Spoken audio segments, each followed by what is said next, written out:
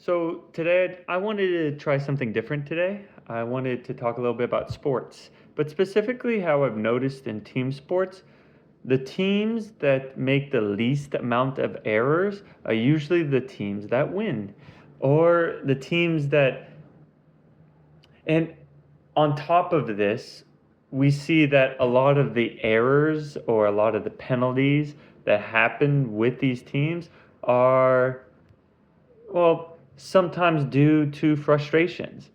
Uh, Penalties is because of just simple frustration on the field, and then you lash out and take it out uh, on someone else or are just visibly, and then you get a penalty.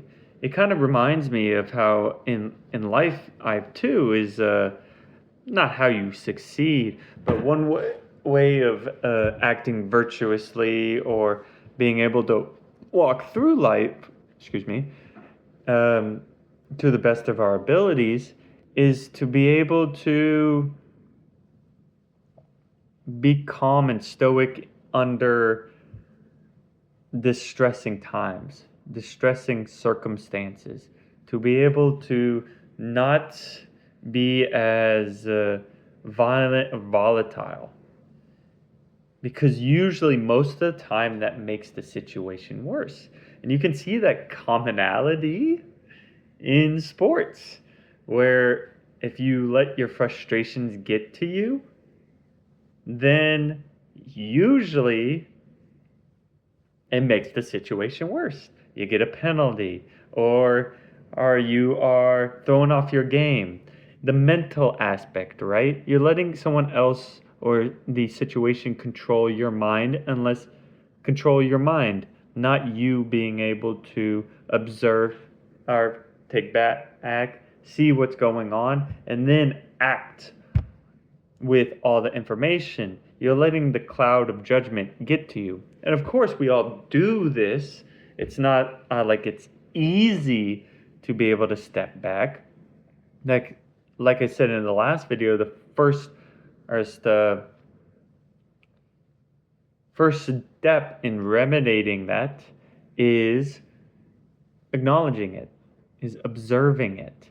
More times you observe it and acknowledge it that it's happening upon reflection, or even getting to the point of seeing it whenever it's happening, seeing your mind get frustrated and telling you, go say something, or this guy's a prick, or this person and is getting on my nerves, or this is go do something, and oh my god, why is this happening? If you can observe those, even upon reflection, you're on the right steps to be able to control your frustrations a little better. Maybe not control, but to observe your frustrations. I think that's a better word, because I think a lot of people have this notion that someone who's at peace is never frustrated or never angry. I don't think that's the case. I think what it is that their mind and body gets angry and frustrated, but their consciousness, their conscious self that observes these, doesn't observes it and recognizes it.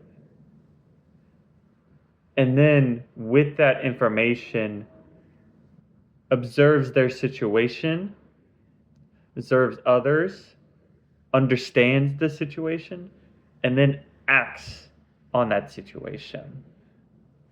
Because sometimes your frustrations can give you energy to go do actions, but most of the time it can overwhelm you. I think Aristotle has a quote is, I don't know the exact quote, but I'm going to summarize it. It's essentially, anyone can get angry, but the wise person knows how much to get angry, when to get angry, uh, who to get angry with, and how to express that anger, or how to express those frustrations. This reminds me a little bit of what Abraham Lincoln did. Whenever he gets frustrated, he would whenever he did get frustrated, he would write letters, and he would write it all out, expressing his frustrations, and then he'd put it into the desk, into the drawer.